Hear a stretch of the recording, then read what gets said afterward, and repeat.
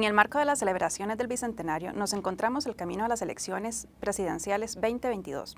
Por esa razón y atendiendo a nuestro compromiso con la sociedad, ideamos Perspectivas, un programa en el cual presentamos entrevistas de perfil y visión política de los aspirantes a liderar el Poder Ejecutivo. Desde el Colegio de Periodistas y Profesionales en Comunicación de Costa Rica, le damos la bienvenida a Perspectivas.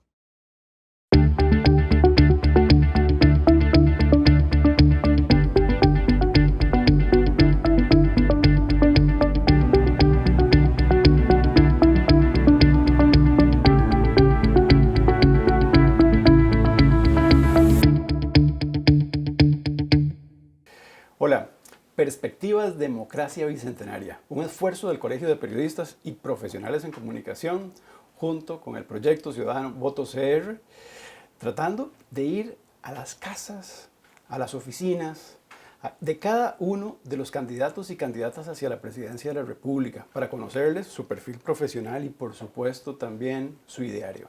Hoy tenemos la oportunidad de conversar en el epicentro de su vida, de su casa, con don Rodolfo Pisa Rocafort. ¿Cómo está, don Rodolfo? Muy bien, gracias a Dios, muy bien. Un placer saludarlo. Un placer el mío y más bien un saludo a todos los que por este medio pueden seguirnos y qué pensamos y qué sentimos.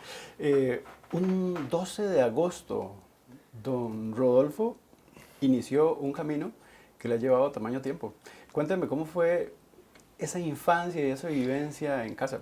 Bueno, en realidad yo debía haber nacido en Golfito porque mis padres vivían en Golfito, pero mamá vino a parir a San José por necesidades de logística, de desarrollo hospitalario, y creo que el primer año y medio de mi vida lo viví en Golfito. No recuerdo esa etapa, después recuerdo haber ido a pasear y ver la casa donde vivían, pero en realidad no tengo un recuerdo directo. No, después entre San Pedro y el Cacao de Alajuela, donde vivían mis abuelos. Mis abuelos vivían en Cacao de Alajuela y nosotros, pues el sueño era ir en vacaciones allá. En esa época el Cacao ahora ya es muy cerca del centro de Alajuela, pero en aquella época era un lugar de campo estrictamente. Luego nosotros nos fuimos a vivir a España, nos fuimos a vivir a Madrid.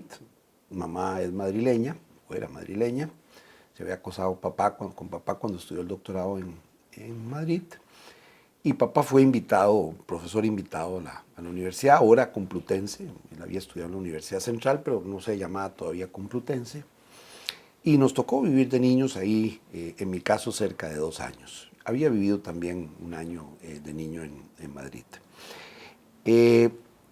Después volvimos a Quiero aprovechar esto para que hagamos un paréntesis y me hable de su papá. Es que su papá es un referente para el derecho en Costa Rica. Me gustaría que le dé a la audiencia una pequeña semblanza de su papá cortita de 1 minuto. ¿Cómo era ese gran académico que tuvo Costa Rica, un gran promotor de lo que significó todo el proceso constitucional, inclusive en lo que en la academia hace el derecho, y que en este caso en particular tal vez la gente no tuvo la oportunidad de coincidir con él en el sentido de vivir el día a día? No, ¿Cómo era? Que papá era un hombre maravilloso, un magnífico padre, esposo. Yo creo que, como todo ser humano, con los pequeños defectos que todo ser humano tiene, pero muy por encima de ellos, una gran visión humanista, muy comprometido con el derecho constitucional, con la libertad, con los derechos humanos. No en vano fue el primer presidente de la Corte Interamericana de Derechos Humanos. Así es. Le tocó ser diputado, ser jefe de fracción en la oposición. Después le tocó ser Estricto, presidente de la... No era estricto. cariñoso. Cariñoso. Digamos, tal vez en la mañana era más estricto y en la tarde menos y en la noche era muy jocoso. Es decir, tenía jovialidad creciente conforme pasaban las horas. Qué lindo. No, él era, por tanto respetaba mucho la libertad de todos nosotros. Yo creo que también lo he hecho con mis hijos, nunca decirles que tienen que estudiar o que, sí, exigirnos que estudiáramos, pero que escogiéramos nosotros el camino que queríamos. incluso la ideología, no recuerdo nunca, ni cuando estuve en política, que nos dijera tienen que votar por alguien o tienen que apoyar, nunca. Igual he hecho yo, muy respetuoso con la libertad de los muchachos. Yo creo que él entendió muy claramente lo que debemos entender todos los padres, que uno más o menos educa hasta los 15 años y de ahí en adelante lo que hace es dar consejos. Don Rodolfo Emilio Manuel de Jesús. Manuel Francisco de Jesús. Sí. ¿En la escuela le decían Rodolfo? Sí, Rodolfo. Supongo que me pusieron algunos apodos, pero como me pusieron seguro tantos que no pegaba ninguno, entonces siempre al final terminé siendo Rodolfo. En realidad en la escuela me decían Pisa. ¿En serio? A los hombres no nos afectaba tanto, a mis hermanas un poquito más, porque el apellido tiene otras connotaciones. Y entonces en la universidad, por ejemplo, decía mientras Álvaro Fernández Silva, Carlos Mata, Rodolfo Pisa. Entonces, bueno, supongo que a mis hermanas les debe haber pasado alguna factura mayor que lo que me pasó a mí. Yo estoy acostumbrado a todos los chistes relacionados con mi apellido. Jamás lo hubiese pensado, pero vea que en los contextos de la escuela se viven circunstancias muy, muy diferentes. ¿Qué extraña del colegio, don Rodolfo? Jugar básquet. Jugar básquet también eso era mi sueño. Y jugué con seminario, llegué a primera división muy jovencillo, pues no destaqué mucho tiempo porque ya la universidad me consumió mucho. Yo entré 16 años a la universidad y eso poco a poco me fui involucrando, fui vicepresidente de generales y al final me tocó ejercer como presidente de estudios generales en la UCR. Y luego ya me metí a trabajar de jovencillo, a los 19 en la Asamblea Legislativa, primero como secretario, después como asistente, después como técnico, después como asesor. Y entonces, probablemente cuando era estudiante, pues no tenía tanto tiempo ya para el baloncesto. El entrenador Jaime Peña, que después fue entrenador, era la primera división, yo jugaba en el Gimnasio Nacional y ¿era toda una personalidad? Sí, y yo aprendí mucho de él. Él fue entrenador en el colegio y obviamente en la primera etapa de la primera división. Pero yo disfrutaba mucho jugar baloncesto, eso era. Y leer mucho, yo no era muy buen estudiante, pero yo leía mucho más que el promedio, pero leía lo que no había que leer, digamos, lo que no estaba en la materia. Al final había unos exámenes anuales, yo iba quedado en 8, pero no sé por qué, por los exámenes anuales le ponía candela y al final pasaba. Y así pasé todo el colegio disfrutando mucho. Mi sueño también era ser arquitecto y entonces pasaba diseñando. Todavía tengo esa manía. Empecé estudiando arquitectura, después me pasé a Derecho y encontré en la profesión mi vocación como profesional, digamos. Encontré que la arquitectura me gustaba más como hobby que como profesión. Dicen en el campo que tener un segundo trabajo es tener un hobby. Vea que yo le iba a preguntar a usted de pasatiempos, don ¿sí? Rodolfo, y veo que ya digamos, en la universidad, cuando usted se decantaba por estudiar Derecho, que parecía algo que podía ser muy fácil en su familia, siendo su padre un hombre formado ampliamente en esa área, pero usted ya empezaba a degustar mucho la literatura y a partir de ahí una gran cantidad de textos que estaba leyendo y obviamente el baloncesto. ¿Qué otra cosa le gustaba mucho hacer? Bueno, obviamente después de cierta edad yo era tímido y entonces pues obviamente me hubiera encantado ser un playboy, pero no lo fui, no lo pude ser, no tenía las condiciones. Cuando veo las fotos digo, hombre, si yo era guapo, lo que pasa es que tal vez era más tímido de la cuenta. En la universidad, pues sí, obviamente salí con los amigos, alguna que otra parranda, disfrutar la vida universitaria, tengo grandes amigos, tanto del colegio como de la universidad todavía. Pero después ya en la universidad poco a poco me fui volviendo mucho mejor estudiante y de hecho ya cuando fui a estudiar el doctorado y la maestría, en realidad llegué a ser el mejor estudiante. Puede haber habido algún estudiante que sacar las mismas notas que yo en la Complutense, pero no más, porque yo todas fui sobresaliente, mención de honor, que es digamos, el mejor de la clase y sobresaliente en todas. Y yo siempre pensaba, qué raro, porque yo fui tan mal estudiante en el colegio y yo creía que había una inteligencia que les permitía a mis compañeros ser muy buenos estudiantes. Y supongo que fue la suerte la que me llevó a que me fuera bien en la universidad, ya en el doctorado y la maestría. En la universidad no me fue mal, digamos, para decirlo claramente. Ya en la universidad, en la carrera, en la Facultad de Derecho.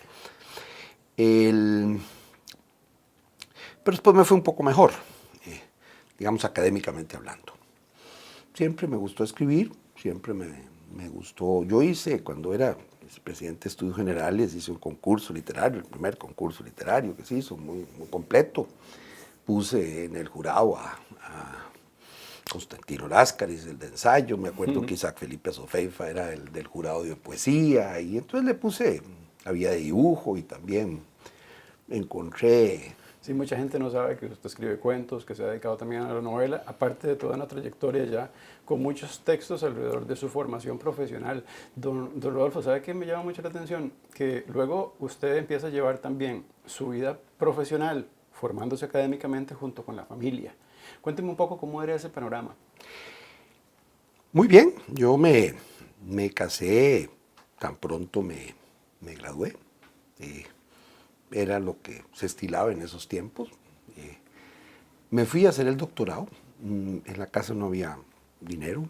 Mi padre estaba un poco complicado económicamente. Entonces yo había tenido un trabajo en el Instituto Interamericano de Derechos Humanos y entonces dije, bueno, voy a ir a hacer el doctorado en la maestría. Vendí el carro que tenía y vendí los muebles y me fui a estudiar sin beca, primero. Después me dieron una beca ya, vamos a decirlo así. El que fue defensor del pueblo en ese momento español, yo fui alumno mío y me dijo, bueno, ¿usted qué va a hacer el segundo año? Bueno, no tengo plata. Y entonces tendré que devolverme, ¿no? Entonces me dijo, no, déjeme, yo le consigo, yo le arreglo. Y me fui y al rato me ayudó a que me dieran una beca. Pero entonces me pude quedar de verdad los 2 años de los cursos, ¿verdad? Después ya tuve que ir a presentar el doctorado, la tesis. Y bueno, también al mismo tiempo hacía una maestría en Derechos Humanos, que eran 2 años, y ahí sí presenté la tesis. Pero, digamos, me fui a España. En España, mientras estaba estudiando, nació mi hija, mi hija mayor, que tiene actualmente 36 años. Marina, que es madre de mis 2 nietas, Valentina, que tiene 7, y Alessandra, que cumple ahora 5 años. ¿Y abuelo chineador? Sí, yo quisiera tener más tiempo, pero digamos sí. Es decir, para mí es como meterme como en aquel hueco de Alicia en el País de las Maravillas, que de pronto se mete en el País de las Maravillas y se olvida de todo de todo el ambiente que vive fuera en la tierra, y con la ventaja de que ahí solo es maravillas, no se encuentra uno un gato, ni se encuentra uno a la reina de corazones que le pide que le corten la cabeza, ¿no? Las nietas paso. Tengo un hijo, ella estudió diseño industrial o diseño de productos, pues sacó su maestría en Madrid.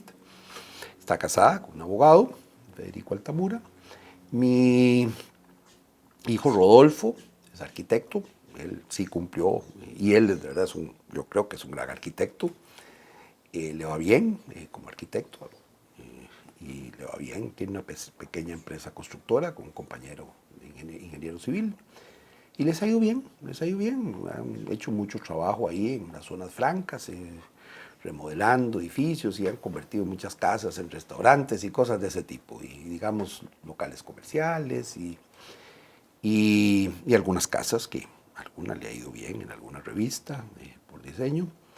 Es un gran arquitecto. Y tengo un hijo menor, él tiene 34, Rodolfo, y mi hijo menor, Alejandro, está viviendo actualmente en Aix-en-Provence. Él estudió Derecho, él es el único que siguió la profesión mía. Sin embargo, él se graduó bien y todo, pero sin embargo, él lo que quiso es estudiar Administración de Negocios. Se fue a Aix-en-Provence, al sur de Francia, a estudiar a la Universidad de Marsella y Aix-en-Provence.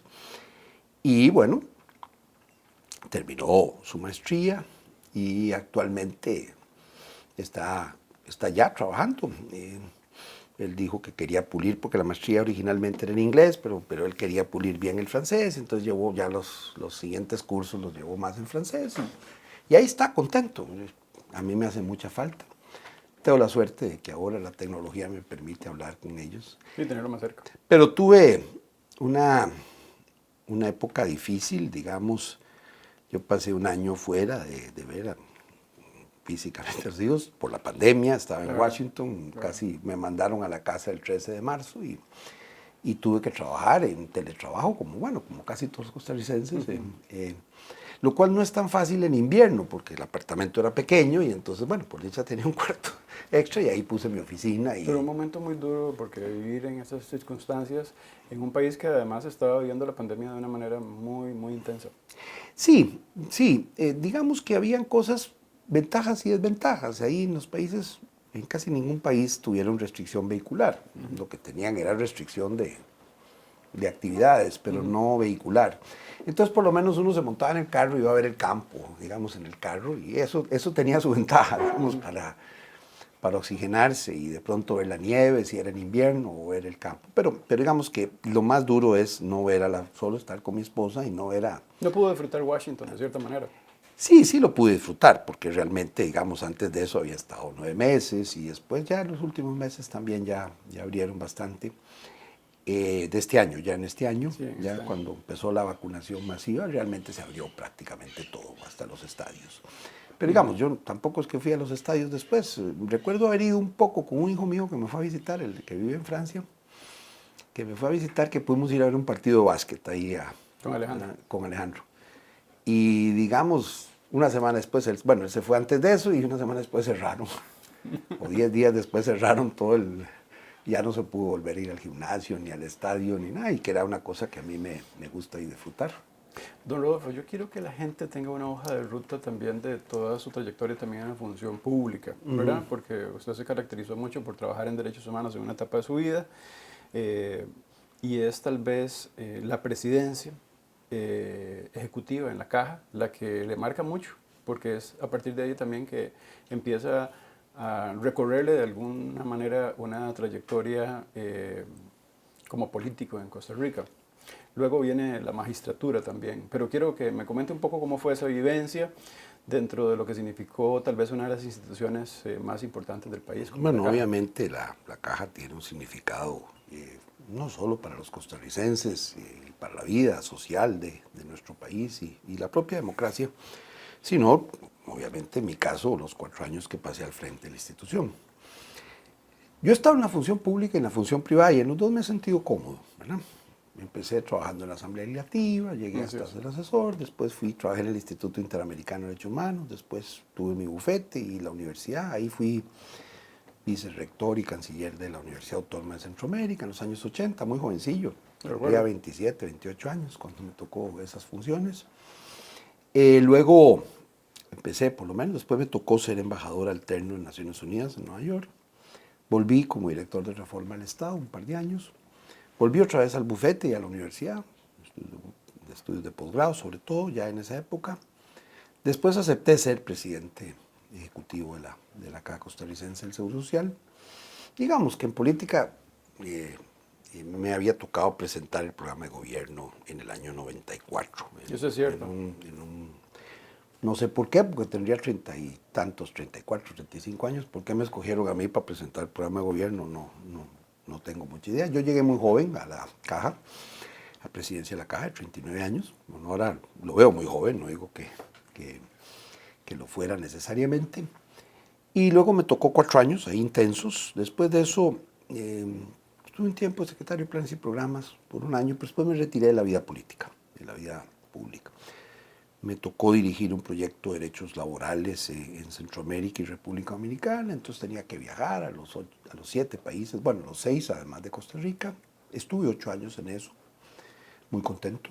Digamos que trabajaba para era un convenio entre FUNPADEN, una fundación costarricense, y una empresa de asesoría norteamericana, Apta Associates, y digamos, yo trabajaba directamente para Apta Associates, pero me tocó dirigir ese proyecto.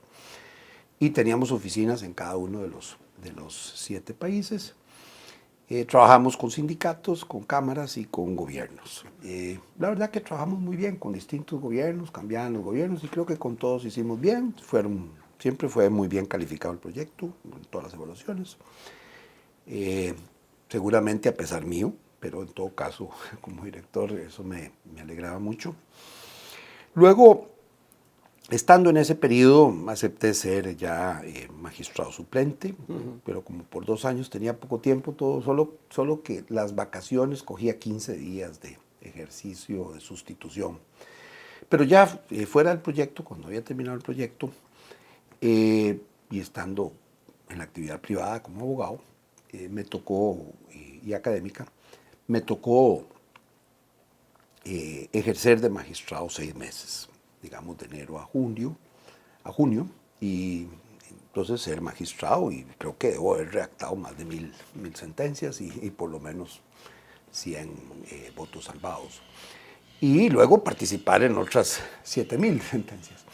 De manera que me tocó un periodo muy bonito, yo admiro mucho y era un poco el recuerdo del esfuerzo de mi padre por la creación de la Sala Constitucional. Él Una trató... forma de irse curtiendo también en su vida profesional en diferentes áreas Sí, de la vida. sí, sí. Y bueno, hay un epicentro político suyo en el Partido de Unidad Social Cristiana y la llegada suya a una candidatura que inclusive le significó, en el caso de don Carlos Alvarado Quesada, la oportunidad de que don Rodolfo le respaldara. Así es, antes de eso, voy a decir, yo había aceptado ser parte de la Junta de Notables, entonces en ese periodo no quise asumir sustituciones Eso fue en como la época de doña magistrado. Laura Chinchilla. Sí, doña Laura me llamó, me hizo el honor y yo creo que, y es un tema que siempre he pensado en mi vida, me costó un poco críticas en mi partido, en ese entonces mi partido, que por qué le iba a ayudar a un gobierno de doña Laura Chinchilla. Mire, el deber de un costarricense siempre es ayudar. Y los que no entiendan eso no deberían estar en la vida pública. La vida pública, debo decirle, don Rodolfo, porque entonces era ayudar a un gobierno de liberación. hay que reconocerle eso a usted, don Rodolfo, porque no solamente lo hizo en ese momento con doña Laura, sino obviamente Con don Carlos. con don Carlos. Sí, y después me tocó ser, paradójicamente, después de esa crítica que hicieron sobre mi participación en la Junta de Notables, un grupo de compañeros me pidió que fuera precandidato del Partido Unidad. Me tocó ser candidato en 2 ocasiones. En la primera de recambio había perdido una convención, pero había aceptado ser candidato a vicepresidente y el candidato se retiró, entonces me tocó, sin querer, la verdad, ser candidato sin un centavo, y no solo sin un centavo, un partido que tenía muchas deudas, de manera que la primera plata que se conseguía siempre era para pagar deudas, no se podía pagar ni un anuncio hasta enero prácticamente del 2018, que sí ya tuvimos acceso un poco a vender bonos de la deuda política. Pero digamos, cuando la gente me dice que qué difícil es ser candidato sin plata, digo, no, mire, es mucho más difícil ser candidato con deudas. Porque sin plata, bueno, se puede empezar cero, pero el problema es que cuando usted sale con un negativo, aún así lo hice, cuando la gente daba por muerto en ese momento al partido, había sacado 3% en 2 elecciones seguidas, lo levantamos, levantamos el número de diputados, a pesar de no haber gastado casi nada. Y luego le tocó ya la segunda ronda a don Luis Guillermo Solís y a don Johnny Araya. Yo en ese momento dije que me parecía que los socialcristianos tenían que tener la libertad de escoger. En la siguiente elección me fue un poco mejor, ya no tenía deudas, el partido había quedado incluso con algún sobrante, habíamos haber hecho el congreso ideológico, y me tocó ser ya esta vez candidato, fui precandidato, gané la interna con un gran compañero y una persona a la que respeto y admiro mucho, con Rafa Ortiz. De manera que fue un honor, digamos, yo creo que para los dos, tener que enfrentarse, por lo menos enfrentarme con un caballero. Y bueno, él después me acompañó y me ayudó en la campaña. Y ya terminó la campaña, no me fue mal, saqué más de 360,000 votos, pero no, el pueblo decidió que no nos tocara ir a segunda ronda. Y luego tocó la etapa y yo dije, bueno, voy a escribir una propuesta de acuerdo. Se la presenté a los 2 candidatos, debo decir, con respeto, la recibió Fabricio, pero creo que era mucho más compatible con don Carlos Alvarado. Y me parecía que en ese momento era lo que correspondía hacer, y lo asumí con respeto. Nunca he hablado mal de ningún otro candidato en la historia, ni en los debates. Eso sí. Pero en cualquier, porque tengo respeto por todos ellos, más allá de las diferencias.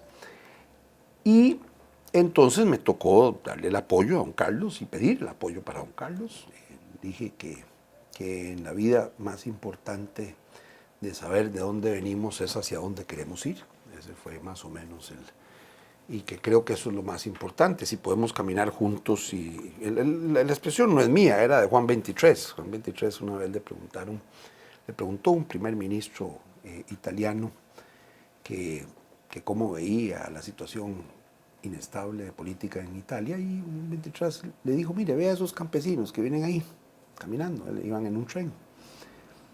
Vea que ellos se unen, no preguntan de dónde vienen, sino si pueden caminar juntos y hacia dónde van.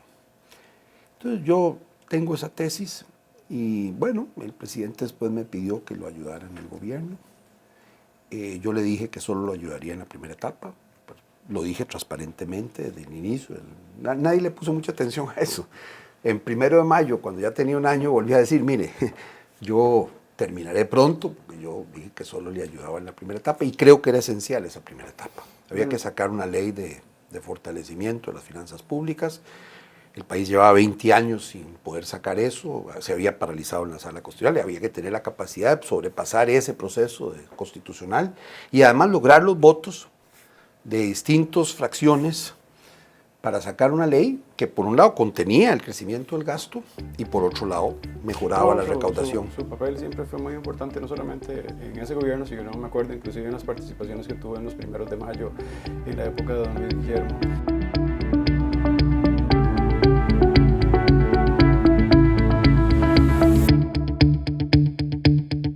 Rodolfo, ¿cuál es el logro más importante de esa Costa Rica bicentenaria, viniendo de usted, un académico, un hombre de política, pero un hombre que se ha dedicado también mucho al derecho? Me parece que el logro más importante, y no hay que pasarlo desapercibido, es mantenernos como una democracia ejemplar, con todos los defectos que tienen las democracias, pero como una democracia ejemplar en un contexto latinoamericano donde no siempre ha sido, ni mayoritariamente ha sido la tendencia. Y eso implica un respeto a las libertades, a los derechos humanos, a los derechos sociales, a los derechos individuales, que es un logro que es destacado en todas partes del mundo. De ahí, de esa vivencia democrática, yo creo que se derivan otras muchas ventajas. Las democracias, como he escrito recientemente en un libro sobre la democracia en las Américas, las democracias en general son mucho mejores que las alternativas, que los regímenes híbridos o que los regímenes autoritarios. Y Costa Rica ha demostrado que así es, que a pesar de todos los defectos, seguimos siendo una sociedad que vale la pena en el contexto de las naciones. Un texto, por cierto, don Rodolfo, extraordinario y de consulta, diría yo, para que las personas entiendan muy bien cómo es esa democracia en la América Latina. Don Rodolfo, la corrupción ha permeado el país y aunque cada vez hay escándalos que nos sorprenden más, usted que estuvo en la función pública, ¿en algún momento pudo identificar acciones o actividades que considerara incorrectas? Sí, lo que pasa es que uno básicamente, la fortaleza en la función pública es ser capaz de no caer en eso y ni siquiera abrir la puerta para que no tengan ni siquiera la confianza de plantearle a uno el tema. Pero no, lamentablemente en Costa Rica también no estamos exentos de tener problemas de corrupción, muchas veces en mandos medios y alguna que otra vez en mandos superiores. Pero entonces la sociedad empieza a decir, todos los políticos son malos, todos los funcionarios son malos, y uno sabe que la mayoría de los funcionarios, e incluso que los que están en la vida política, son gente honrada. Puede estar equivocada o puede tener una ideología diferente, pero yo tengo la impresión de que la mayoría son gente honrada, que los costarricenses en su grandísima mayoría somos gente honrada, no somos perfectos, pero digamos también la corrupción la provocan algunas condiciones que tienden a favorecerla, y uno debería tratar de limitar las causas de ese fenómeno. Uno es la discrecionalidad. Cuando hay mucha discrecionalidad en la decisión de si se va por este camino o se va por este otro, hay más corrupción. Cuando hay más requisitos y procedimientos, tiende a haber más corrupción. Cuando hay falta de transparencia, tiende a haber más corrupción.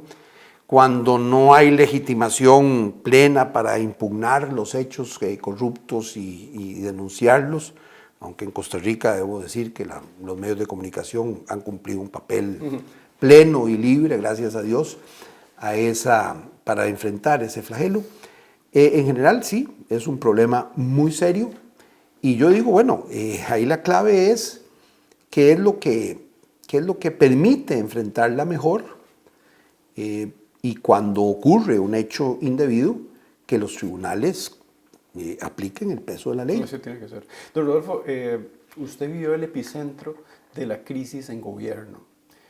Cuénteme cómo vivió usted esas incidencias, pero sobre todo, ¿cuál fue para usted el momento de más comunicación en crisis como ministro? Bueno, obviamente la situación de pasar una ley de fortalecimiento de las finanzas públicas que tenía 20 años de no avanzar, que había sido impedida o dificultada en su necesidad durante varias administraciones, que el presidente asumiera con responsabilidad ese proyecto y que a mí me tocara también apoyarlo en ese proceso de lograr que pasara en la Asamblea Legislativa. ¿Tenía muy buena comunicación ustedes dos en ese momento? Yo tengo una comunicación muy respetuosa con el presidente, no diaria ni hace tiempo, tengo muchos meses o años de no verlo, pero lo respeto, yo respeto en general a todos los presidentes. Don Rodolfo, ¿en algún momento usted le condicionó al presidente algo para una toma de decisiones? Bueno, el acuerdo que firmé con el presidente era una condición, eran varias condiciones, por ejemplo, que no se ampliara el aborto, estaba muy bien el tema de respetar la vida y la salud de la madre, pero que se mantuviera la defensa del derecho de la vida, del nasciturus.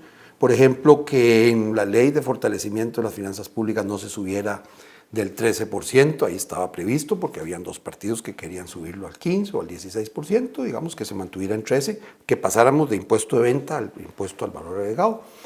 Me parece, pero que eso estaba en el propio acuerdo que impulsáramos la OCDE, pero digamos que eso es un acuerdo en que no es una condición, es que los dos sí, ese proyecto de unidad que ustedes construyeron. Ambos decidimos ceder un poco en aras de sacar adelante el país y yo creo que en buena hora. Por supuesto que ya el ejercicio de la función pública, yo como le dije, solo lo acompañaría en el primer año y así lo cumplí. Y cuando terminó el primer año dije ya es tiempo de retirarme. Él me pidió que lo acompañara en esa primera etapa, que era difícil. Y después que obviamente él había ganado con un partido diferente al mío y me parecía que él debía seguir con su proyecto adelante. ¿Cómo puede categorizar la ciudadanía o interpretar su vivencia internacional en el marco de haber estado en la función pública, don Rodolfo? Mire, yo creo que uno en la vivencia internacional lleva el corazón de Costa Rica y uno en la vida costarricense aprende también de las lecciones aprendidas, valga la redundancia, de otras sociedades. ¿Qué han hecho bien otras sociedades? Yo en general, más allá de las ideologías, creo que lo que importa es cuáles son las lecciones que hemos aprendido, de qué países lo hacen bien, qué países lo hacen mal. Si 20 países que hacen esto les va bien, pues mejor tomar y seguirlos. Si hay 20 que hicieron esto otro y 17 les fue mal y a los otros 3 no muy bien, pues mejor no seguir ese camino. Por alguna razón hay sociedades que han logrado ser más humanas, más equitativas, más libres que otras y entonces vale la pena tomar consejo de ellas, de esas lecciones, no copiando, sino inspirándose en las cosas que han dado buenos resultados. Ahora usted cambió de sombrero, ya no está en el Partido de Unidad Social Cristiana, tampoco siguió alguna relación con el Partido de Acción Ciudadana y ahora en otro esquema desde nuestro pueblo plantea una hoja de ruta. ¿Cuál va a ser esa hoja de ruta desde la perspectiva económica, don Rodolfo? Mira, a mí me parece que este país necesita más libertad y más justicia, las dos cosas al mismo tiempo. el país tiene que volver a encontrar la ruta del desarrollo económico y tiene muchos elementos para lograrlo. Hay muchos aspectos que nos permiten ser ¿Cuál puede ser muy el más exitosos. importante, don Rodolfo? El más importante es la seguridad jurídica. Saber cuáles son las reglas de juego. A la larga, cuando se estudian los países, cuando le preguntan a las sociedades por qué lo han hecho bien o mal, digamos, los países nórdicos, digamos, en Europa, es que tienen una seguridad, saber a qué atenerse. Estas son las reglas. Y estas reglas se respetan para todos por igual y no se cambian en función de intereses políticos o económicos. A mí me parece que lo más importante en eso es que el costarricense, el campesino, el trabajador, el empresario, sepan a qué atenerse, cuáles son las reglas de juego. Y que sepan que esas reglas se van a respetar, de manera que cuando compre su casa, de pronto no le cambien las reglas sobre cómo pagar la hipoteca o no le cambien las reglas de qué va a pasar con su empresita o su actividad independiente o su actividad como trabajador. Don Rodolfo, usted sabe que yo sé que usted en su primera presentación como candidato en el PUSC hizo grandes esfuerzos económicos para llegar a la silla presidencial. Tal vez en la segunda etapa fue menos compleja. ¿Qué significa ahora en nuestro pueblo? Mucho más complejo que la segunda y un poquito mejor que la primera. Por lo pronto no tenemos deudas. En la primera teníamos deudas. Sí. Es más complejo porque hay que trabajar a partir de una nueva bandera. Yo siempre he dicho que es mejor, que prefiero cambiar de partido que cambiar de ideas. Yo nunca participé ni en el PAC, ni en su filosofía, aunque yo respeto mucho a mucha gente que ha sido votante del PAC, de Liberación Nacional o de la Unidad o de otras corrientes políticas. En eso me parece que lo esencial es saber, digamos, dónde está. ¿Usted ve inclusive un momento en el que va a tener usted que tomar de su propia cuenta para sacar el partido adelante? Siempre, pero eso siempre ha sido así. Yo la primera vez asumí deudas, más la campaña del 14 todavía terminé de pagarla en abril del 2018, un poquito antes de entrar a gobierno. Cogí un crédito ahí. Me parece que habrá que poner, no mucho.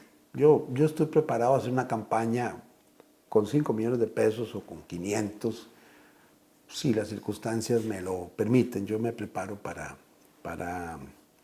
cualquier eventualidad. ¿No son números que representan las grandes economías que hacen política?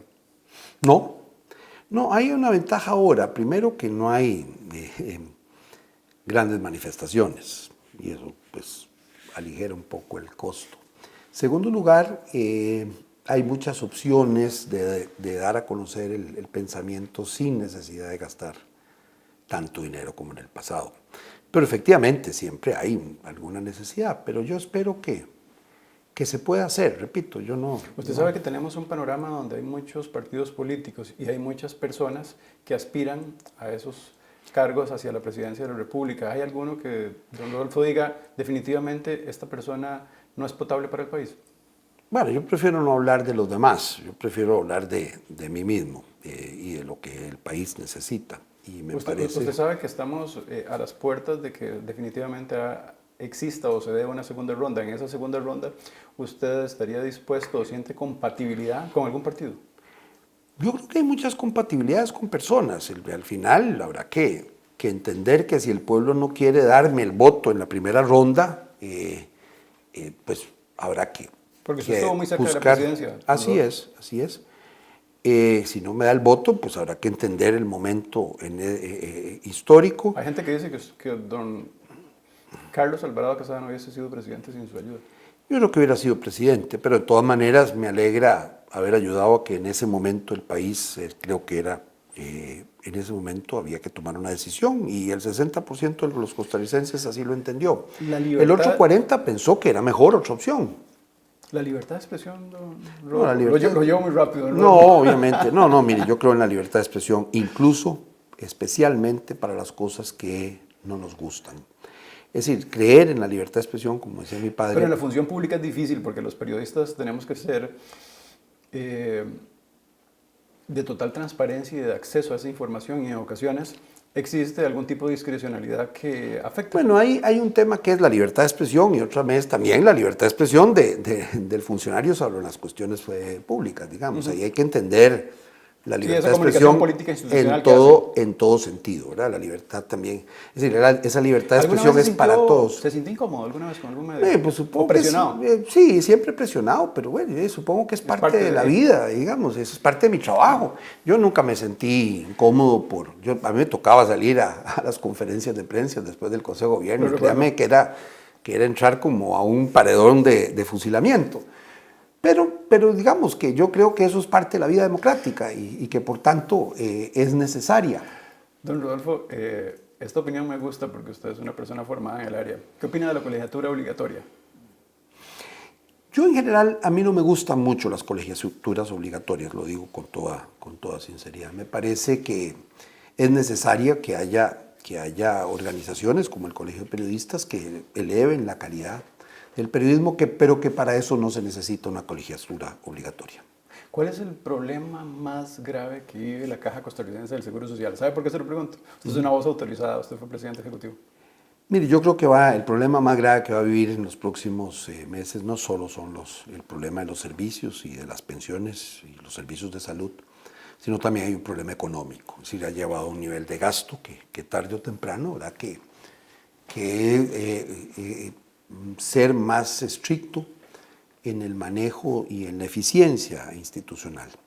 Me parece que el impacto del COVID-19 ha sido muy significativo, que se puede mantener cuidadas las finanzas públicas.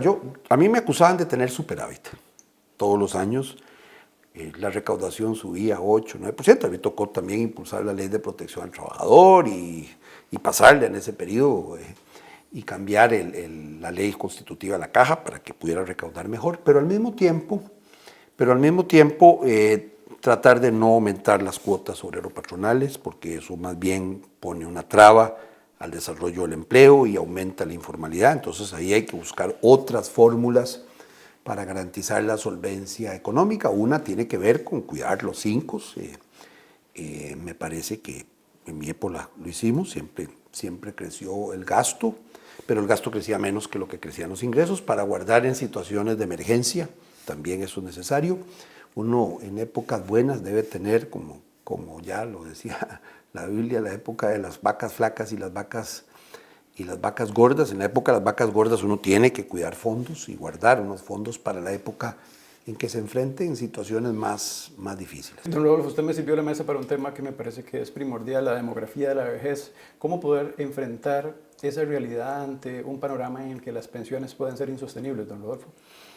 Bueno, yo espero que no lo sean. Habrá que hacer ajustes, siempre habrá que hacer ajustes en el perfil de prestaciones y en el perfil de condiciones para la pensión. Me parece que hay sociedades que lo han logrado, que han tenido perfiles y tienen perfiles demográficos más acusados: Japón, los países nórdicos, los países europeos, los mismos Canadá y Estados Unidos, que tienen una población más envejecida que la nuestra, y Uruguay en América Latina, que tiene una población mucho más envejecida.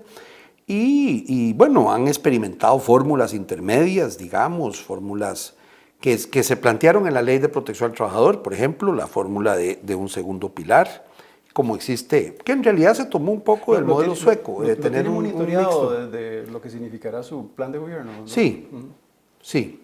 Sí, habrá que... Yo lo planteé en un libro blanco en el año 2001 que publiqué. Cuando esto apenas estaba empezando, por cierto. Sí, si hubiéramos hecho En 1999 se crea la ley de las personas adultas mayores, la 7935. Así es. Pero digamos que ya en el 2001 yo planteé, una vez que había pasado la reforma a la ley de protección al trabajador, que incluía reformas al sistema de pensiones, lo que tenía que hacerse hacia el futuro para invalidez, vejez y muerte. Creo que habrá que hacerlo, habrá que valorar un poco la mixtura entre pensión de capitalización individual y pensión de capitalización colectiva, como la del IBM, o de capitalización individual como las pensiones complementarias. Creo que hay que sumar un poco ambos factores y valorar cómo le podemos garantizar primero a los adultos mayores, a mí me toca ahorita pronto entrar en esa etapa, una pensión digna y al mismo tiempo un sistema que sea sostenible. ¿Es don Rodolfo Pizar Rocafort un candidato conservador?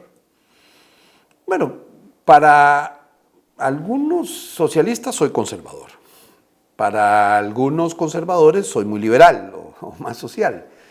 A mí las etiquetas, digamos, me parece que no son esenciales.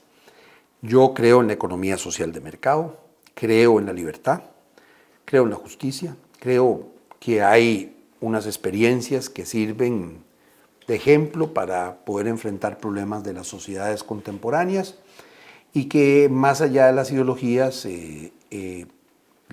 las fórmulas que hayan demostrado mejor éxito son las que debemos seguir, sin ánimo de copiar, porque siempre hay que adaptarnos a nuestros propios parámetros y a nuestra propia condición. Don Rodolfo, usted tiene una característica que de repente no todas las personas la tienen, que es una persona muy buena para conversar.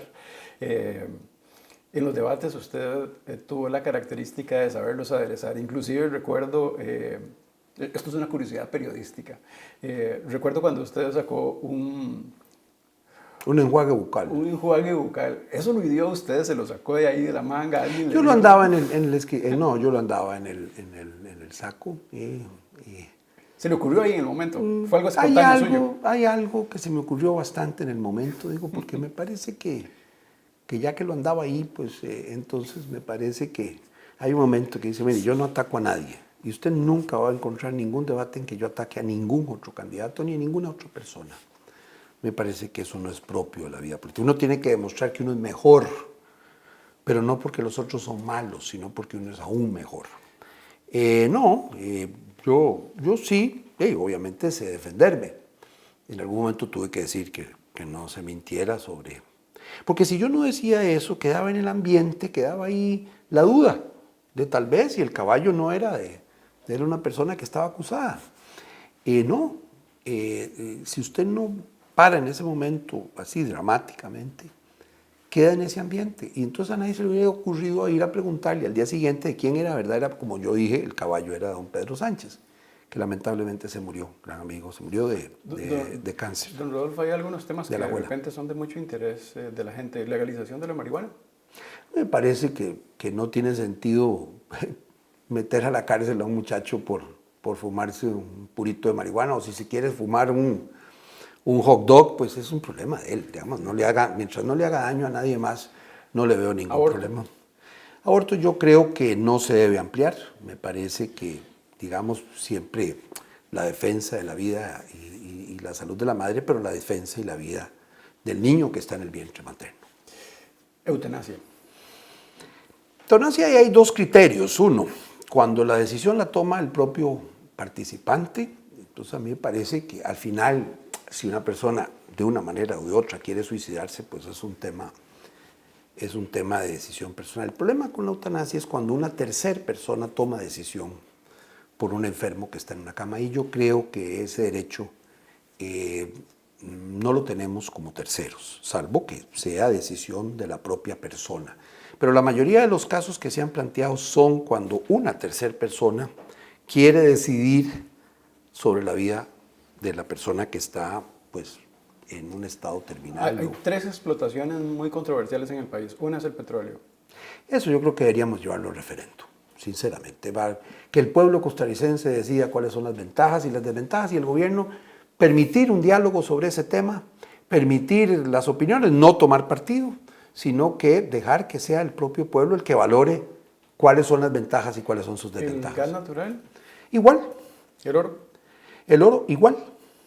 Don Rodolfo, usted estuvo también cerca del tema del tren eléctrico. ¿Qué opina al respecto?